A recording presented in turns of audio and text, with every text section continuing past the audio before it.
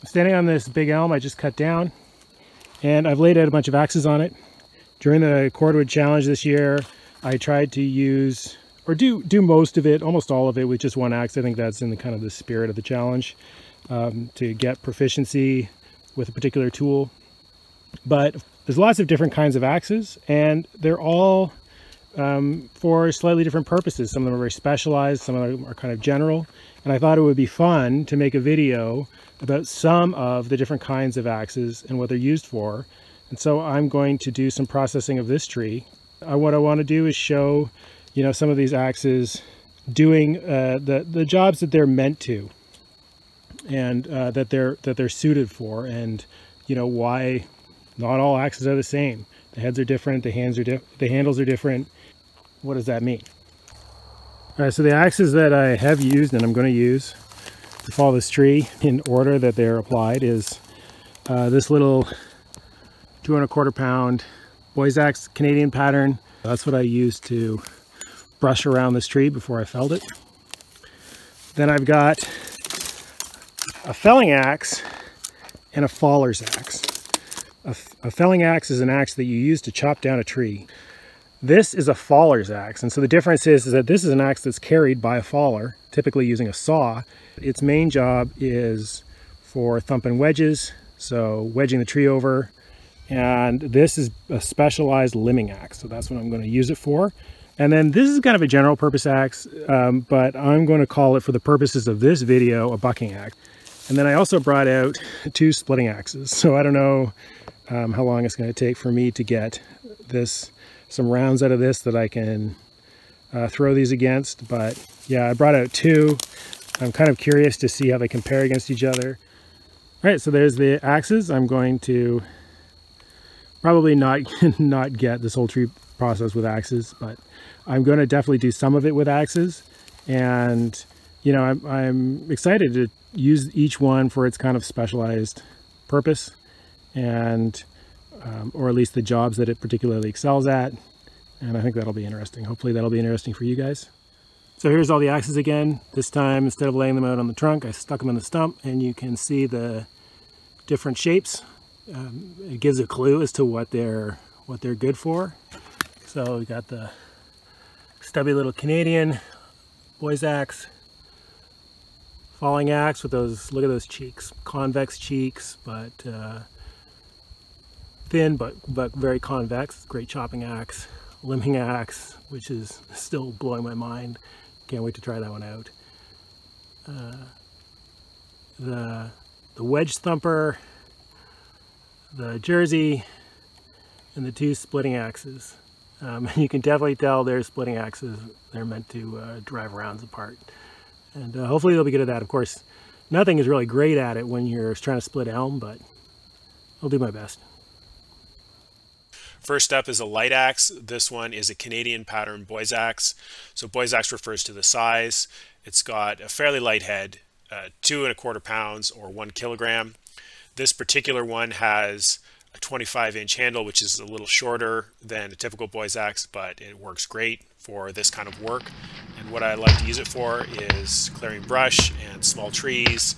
It's great for felling small trees and limbing because you can use it two-handed. It's heavy enough and the handle is long enough for that to work well, but it's light enough that you can use it one-handed for clearing smaller stems while your other hand is occupied.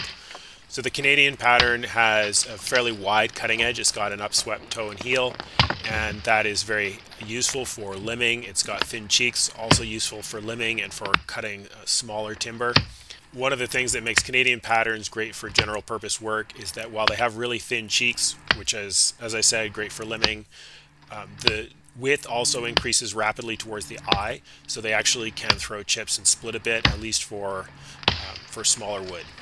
A particular feature of light Canadian pattern heads is that they have a full-sized eye, and that's partly why the cheeks, while they start off very thin, increase rapidly in width.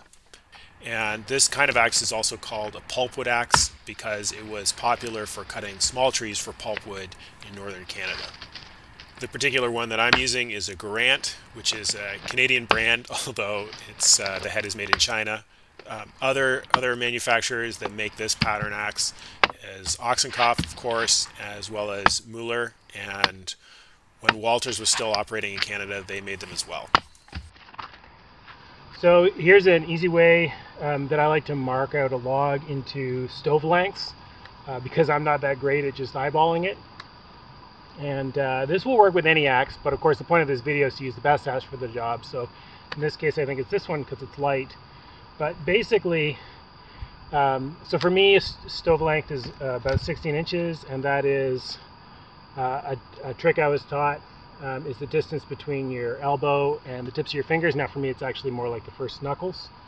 But that's awkward if you're going to just measure along a log like that, because you got to crouch way down like this. So what I do is I just use the axe, right? So I grab the axe, there's 16 inches, and then I measure with the axe head, mark where I'm going to buck the log, so that I'm reasonably consistent in the lengths. Obviously I'm not being too precise here, but it will give you about the right length. Now of course you could put a mark on your axe handle, and people have done that. Some people do, but this way you don't have to mark all your axes. You can do it with whatever axe you have with you. So yeah, I think that's a pretty good trick, pretty useful, and one thing that smaller axe like a boy's axe is good for. All right, next let's talk about the felling axe. So this is a felling axe. Basically it's on a long handle. This particular one's got a really heavy head. It's got a 5-pound head, and I have made or will make, depending on when I get this edited, a video about this. It's got a rock elm handle. Super happy with this. So a felling axe is an axe that you use to chop down a tree. It doesn't necessarily have to be a particular length, a particular handle shape, or pattern. Some of them are double bits with straight handles, but generally a decently heavy head, full size or heavier, and a longish handle is pretty good if what the axe's main job is chopping down a tree. So that's how I've set this one up. It's got a 34-inch handle, 5-pound head. It's kind of a beast. Handle's thin and whippy, and yeah, it worked great. Maybe a little bit much axe for me, based on what I'm used to. It does tire you out, or at least it tires me out, but it's definitely within the historical range of felling axes that have been commonly used.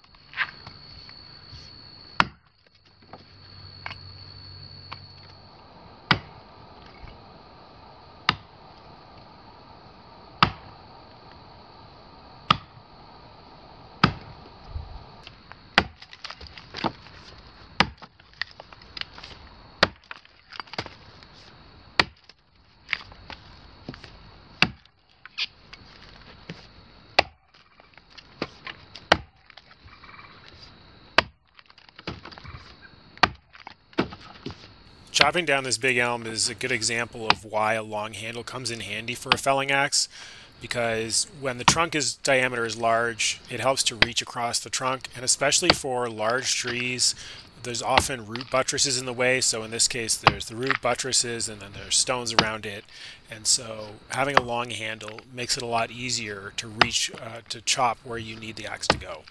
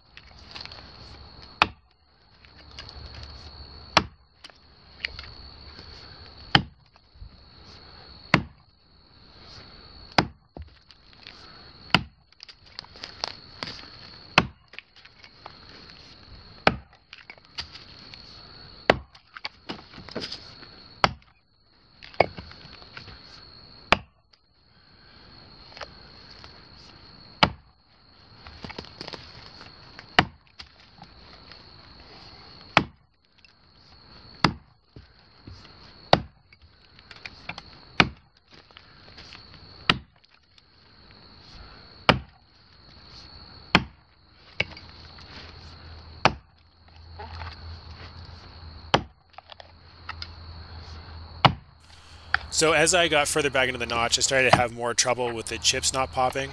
And I think partly that's because this white elms, because it's so stringy, the chips don't dislodge very easily. And so I'm going to skip to the end. And if you're curious, the entire process, including breaks of chopping out the face cut, took half an hour.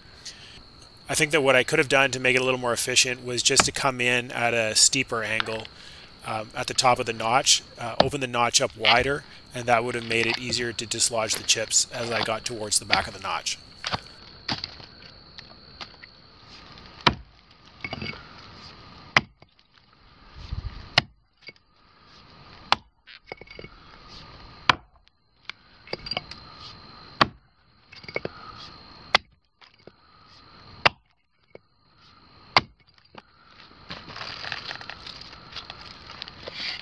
This tree has a back lean relative to the direction that I want it to fall, so I'm going to use a saw to make the back cut.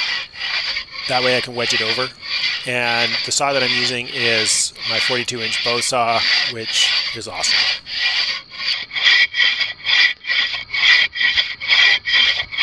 Now that the face cut's been chopped out with a felling axe, it's time to have a look at the faller's axe. This is a faller's axe, and so the difference is that this is an axe that's carried by a faller, typically using a saw. And this axe can do all sorts of things. It can do some limbing, it can kind of rescue you if your saw is stuck, but its main job is for thumping wedges, so wedging the tree over. And so it's got a heavy head. This one is 4 pounds, but you know, it could be heavier. It's a rafting pattern. It's got a heavy pole for driving wedges, and it's on a shorter handle that's straight, so it's easy to flip around and use backwards for the pull. The handle on this one is 27.5 inches, so 70 centimeters. It's one I made myself. It's carved out of hop horn beam or ironwood, and that's a very tough wood, and I've had good luck with it so far. I have a couple handles made out of it. There's several reasons to carry a faller's axe beyond what I've already mentioned. One use for it is to cut away the bark. If you've got a lot of grit in the bark, it can damage the saw. So you can use the axe to chop away the bark before you cut into the tree with a saw, just to avoid dulling the saw, because typically a saw is more difficult to sharpen than an axe.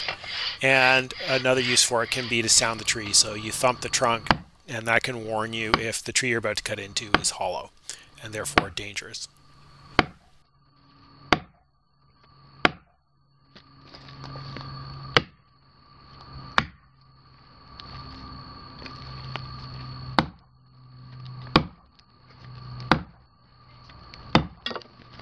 Okay.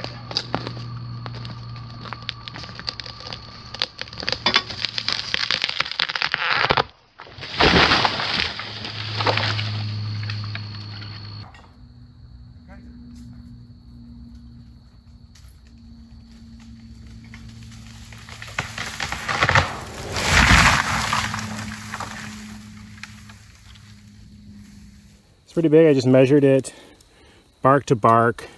It's about 22 inches or 55, 56 centimeters. And I'm going to count the growth rings. I'm always curious to see how old they are. So I got this to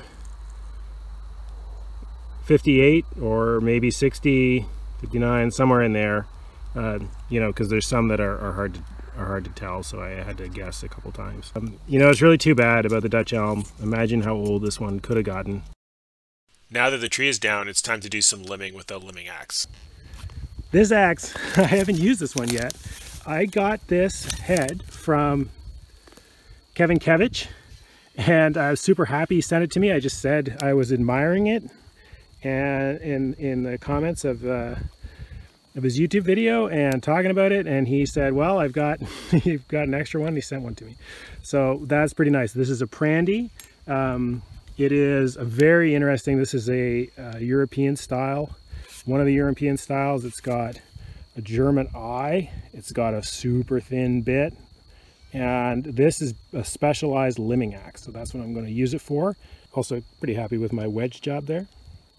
Got some buckthorn and some tamarack that I tried to stain black. This experiment.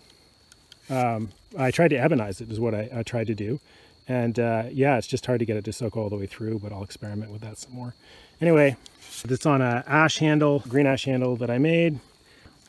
I'm quite interested to see how it performs.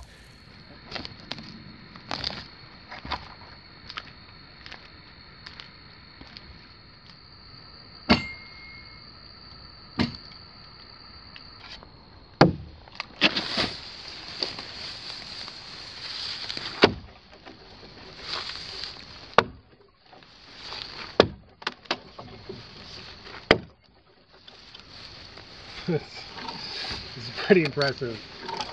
The top of this tree is very dry, so that's this dry elm is tough stuff. And yeah, nice.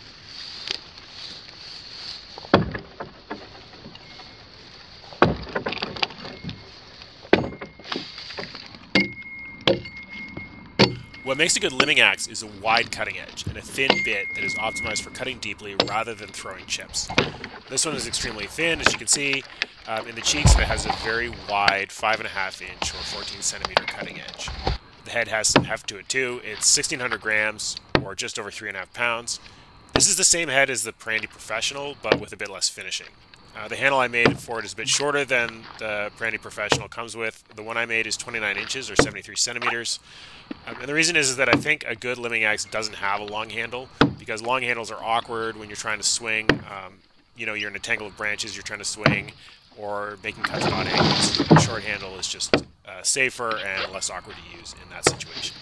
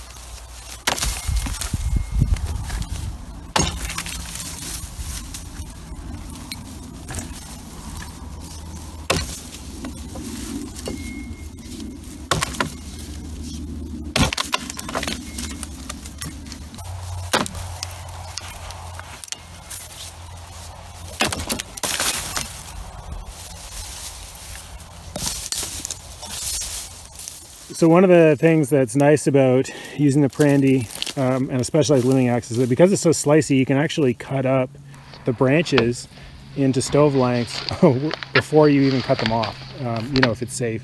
That's kind of risky. You got to really think about what you're doing when you're doing that, but if you can do it in a way that's safe, where you're not going to cut yourself, then yeah, it does make things easier. So yeah, I've got a whole bunch of these branches.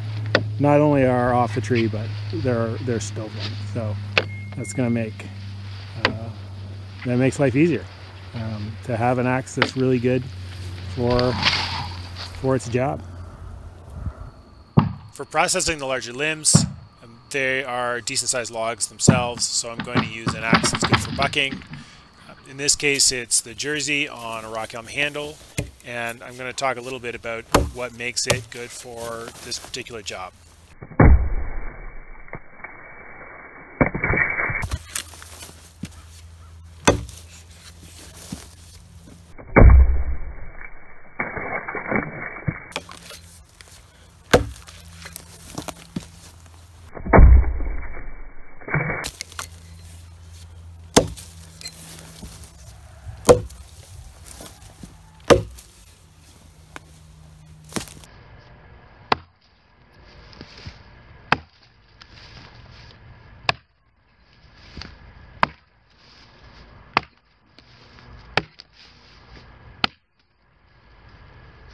So what makes this a good bucking axe? I think there's a few factors, but one is that it doesn't have an upswept toe. So for example, like a lot of good limbing axes, you know, have an upswept toe because you get longer edge length which helps for limbing. That's, you know, for timber sports axes, they often have an upswept toe, same reason, longer edge length. But a difference between bucking for timber sports and bucking for to get cordwood work done is that typically for actual work, the log's on the ground, and so the having an upswept toe can, you know, that can cause it to go in the dirt. So having a flatter toe on the axe just makes it easier to keep the tip of the edge out of the dirt. Something else that's nicer for bucking on the ground is a shorter handle. So this handle is 28.5 inches. It's 73 or something. Anyway, I'll get the centimeters for that. But that's how long this one is, and for me that's a good length. And so the reason is that when you're bucking on the ground, if you're standing on the ground, which you will be most of the time, especially for smaller logs, which is what is practical to buck for cordwood usually. It's easier to reach the log, and you can stand close to it and you can get the bottom wood. So if I had a longer handle, I'd have to stand further back, and I would have to do a wider notch, and it would be harder to get the wood at the bottom of the log. So just like that. So that's why this handle length is comfortable. If you're doing a bigger log, you're standing on top of it, you might want a longer handle. But I think that this is a great length. And I don't think it depends as much on how tall you are. So, you know, some people say, oh, I need a long handle because, you know, I'm 6'5" or whatever. I don't think that's necessarily true. I'm 6 foot. People that are taller than me also like handles about this length. So the length I'm talking about for bucking is between like 27 and 30 inches or so. I think that this is right in the sweet spot. And I think that probably doesn't depend as much on people's height. Maybe arm length. So a classic test for a comfortable axe is if you can do that. But I think it more depends on what work you're doing. One of the things about being taller is you also tend to have longer arms. So if you can bend over and touch your toe, put your hand on the ground, you know, consider whether you really need an axe with a long handle in order to reach the log. The final thing that I'm going to mention is that I like a curved handle for bucking. So, you know, for splitting, if you're using proper technique, I prefer a straight handle because you're bringing the axe down like this, right? Straight handle is comfortable. Curved handle works fine, but a straight handle is comfortable for splitting. But for bucking, you know, if your arms are extended and you're going like that, in order to get your wrist your arms in line with the axe, which you're going to want, it helps to have a curved handle at the back. This one isn't particularly curved, but it's curved enough so that it's not as hard on my wrist to get the axe around where it's got to be when it hits the log. So that's why I think a curved handle, at least slightly curved, is better for bucking. So yeah, those are my personal, just, you know, in my opinion, criteria for a bucking axe. Short enough handle, curved on a head. I kind of like a somewhat heavy head for you know, decently heavy logs. Somewhat heavy head without an upswept toe. And yeah, to me, then, you know, you get into the particulars of, you know, the geometry of the edge and what you particularly like for your particular wood. But those are the three main components of good bucking axe, in my opinion.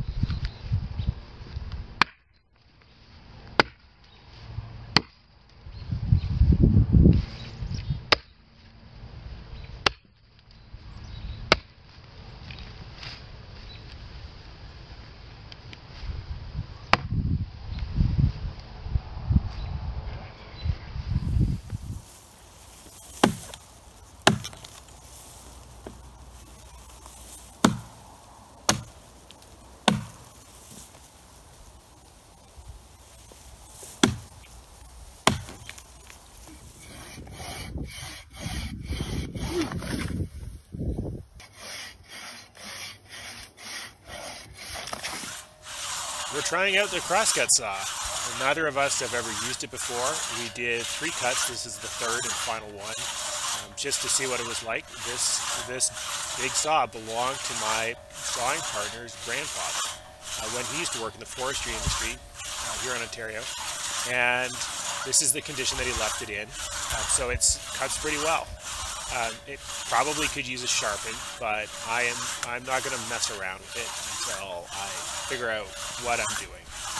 Someday, when I have enough skills and equipment, I will try my hand at sharpening this, but I'll probably practice on a different one. I've got a smaller saw that's not a family heirloom that I can practice on. That'll be a project for another time. For now, yeah, it worked pretty well, and it was fun, and then I did the rest of it with the bowsaw.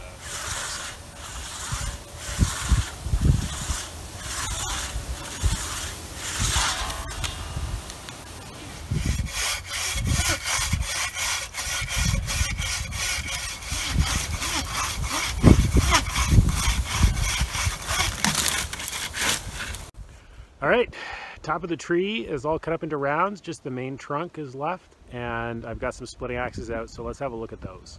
All right, 3 splitting axes. This one here is my oxen cuff, spalt fix. It's 5.5 pounds, and this one's on a green ash handle that I made. I've got a video about that, making this if you want to check that out. This is a really great splitting axe. Cross wedge. There's the stamp. Of course, you can still get these, and yeah, I definitely recommend them. Next up, we have this axe. I don't know what this pattern is called. It's a German type of pattern, although this one is made in the US, I believe. It's got an Anglo-American eye instead of a German eye, but the pattern is German. I'm not sure what it's called. I'm going to call it a winged spalt axe. And this is a handle I made for it. I've been swinging this one for a while on possibly its original handle, but that handle was cracked. Eventually I just replaced it with this time a straight 36-inch ironwood, aka hop hornbeam, aka Austria Virginiana handle. And ironwood, very tough wood, very strong. It's about as hard as hickory. It is not. It's a little more rigid, so it's got some handle shock. It's a diffuse porous wood, but if you thin the handle out enough, it's all right. It works nicely. So yeah, anxious to swing this. Long handles, different than what I've been swinging lately, so we'll see how that feels. All right, so for this white elm, I brought in some ringers, which is this big 8-pound maul and some splitting wedges. So I didn't have this maul in the original lineup. I didn't actually have it in commission yet because this is the handle I got it on. I just cleaned it up a bit, but it's got a fairly bad crack. So for now, I've got a rawhide collar, which has so far held it together. And I think I'm just going to swing it until the handle breaks. The handle is curly hickory. Just came like that, and it's pretty nice. So I think, yeah, I'm going to swing it until it breaks, and then I'll probably make I've got a hammer that can have this really nice wood for the handle. So it's got 2 stamps, wear safety glasses, 8 pounds, and then it says USM, which is the same thing. That's the same stamp that this spalt axe has. So I don't know what that means. I've been told 2 different things. I've been told it means United Shoe Machinery, and I've been told that it means US man, and I don't know which is correct. Either way, pretty sure that means it's made in the US. If anyone knows, please feel free to enlighten me in the comments, especially with any documentation. This you know, this rawhide collar is not my best work. I am actually going to have to rehang the head soon too because it's loose, but it's just basically getting it going for now. All right, I'm going to try and take this one right through the middle between these 2 knots. We'll start with the ox head, see how it does. Well,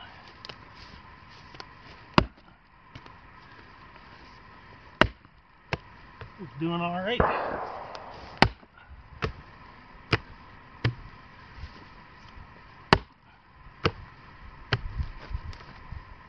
This actually might work.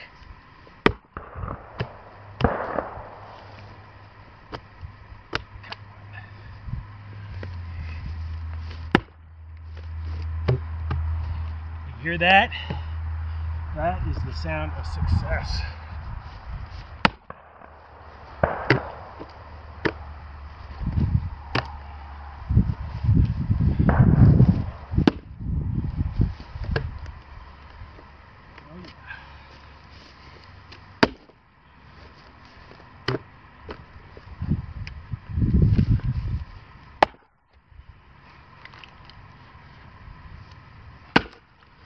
It's popped. The thing with elm is that it doesn't want to let go. It doesn't want to come apart. It doesn't want to let go of your axe. It just doesn't want to give up. You gotta fight every fiber.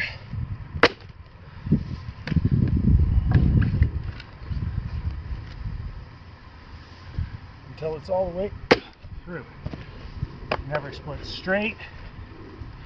The fibers are all crisscrossing.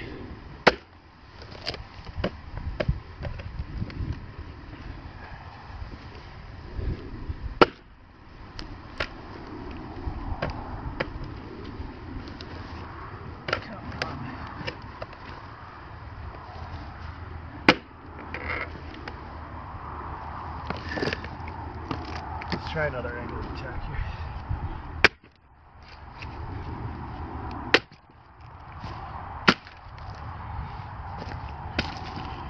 So, yeah, that's the problem. Fibers from this side going into that side, they're not straight, they're interlaced, and yeah, elm is, you know, it's medium hard, like white elm. The hard elms are hard. The soft elms are like medium hard, and so, you know, they let the axe go in most of the time, as long as you're not right on a knot or something. But they don't want to come apart, and they don't want to let the axe go. Alright, I've got what I think passes for a straight round here. So, we'll do this one.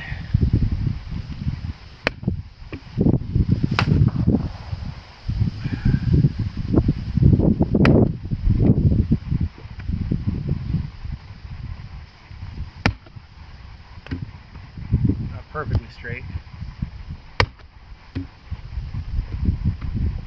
It is elm.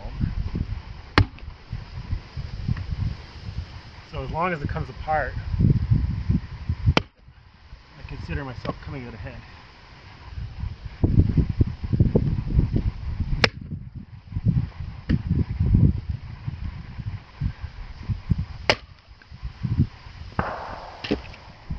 Here's a pretty big one.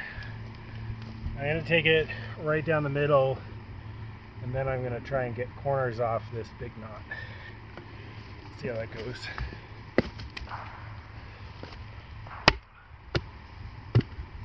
Okay, promising.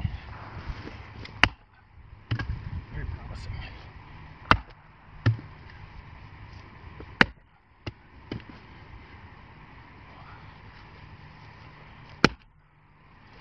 This is good.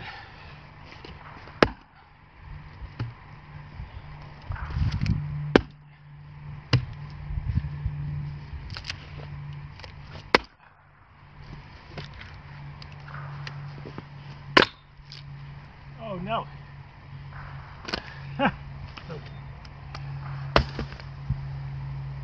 It'll file out, it's fine. Damn it.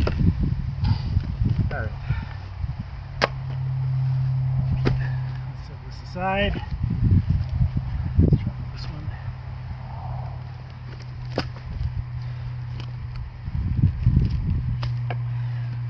Let them all go. Good. You gotta hit the right spot.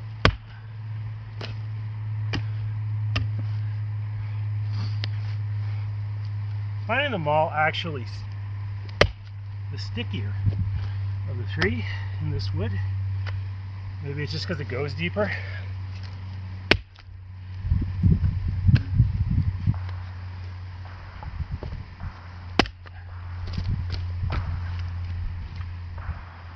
But it's a lot of work to put in, and have a lot of work to take out.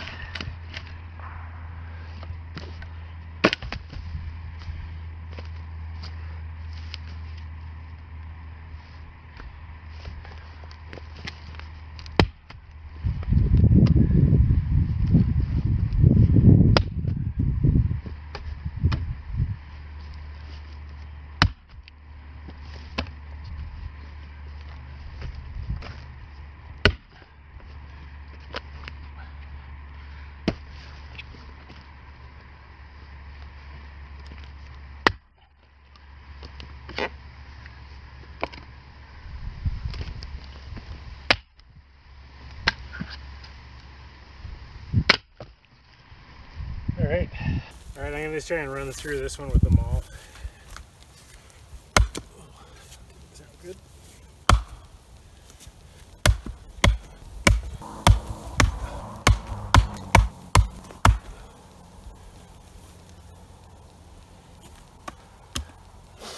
Alright. I'm going to wedge it.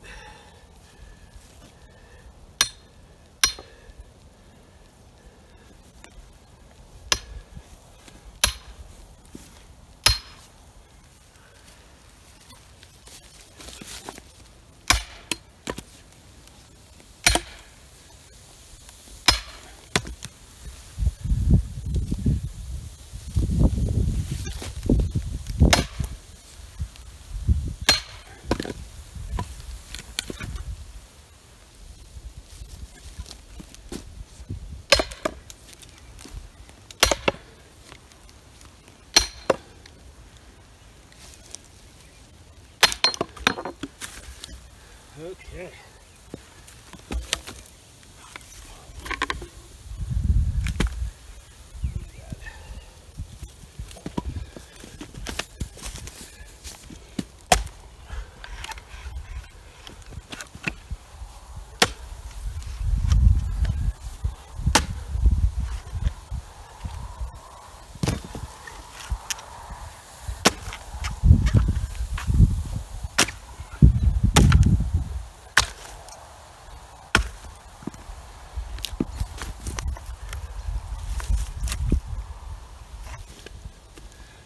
It's harder than I thought it was going to be.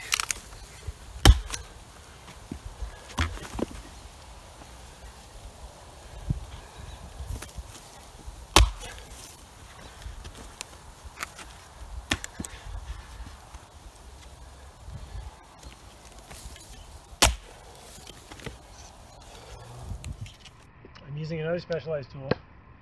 It's a hickory or Pickaroon. And it's great for cleaning up logs, picking them up, saves bending over. Anyway, so I didn't get to record an outro to the splitting section because my batteries ran dead, not just my camera battery, but my metaphorical personal energy level. Totally done after that. I think I'm just going to use the logs that went the easiest. I'm not going to show the really frustrating ones that were very difficult to split, of which there were many. So because it's elm. So yeah, I was definitely tired out. So which splitting axe did I prefer? The maul was absolutely essential to have around because it can drive the steel wedges because it's got a hardened pole. But otherwise, I like splitting with the other two better. They weren't as heavy, but they split about as good, about as well, and they were less sticky. I think overall, you know, the other two were quite close in terms of how well they did in the elm, and I would say that I prefer the ox and cock just a little bit. Partly the handle length. I mean, the handle length, I made the handle, so that's totally up to me, but you know, the handle length in the ox and cock, which is close to the one that comes stock, is quite good, and the 36-inch handle on the Spaltax was a bit long, but otherwise I like that handle otherwise. and it's just down to the Oxenkoff is a bit heavier, so it hits with a bit more authority, and it's less sticky. And so because of that, basically, I found myself reaching for it a bit more than the other one. The other one had some advantage, and once the split was already started, it could really blast the pieces apart, which, you know, is a major issue when you have stringy wood like elm. But yeah, overall, I mean, I would recommend either design, but on that day with this wood, I prefer the Oxenkoff today. They both did as well as you could reasonably hope given the circumstances.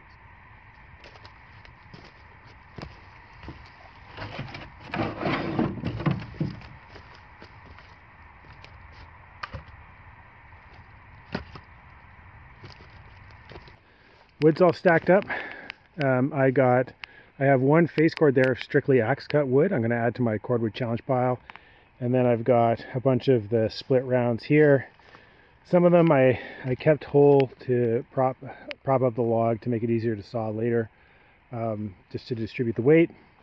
And one section I kept possibly because I'm going to want to use it for another project, so I kept it possibly for lumber. But otherwise, yeah, that's all of it. And the rest of the trunk, there's still a lot of wood left. That'll be for another day.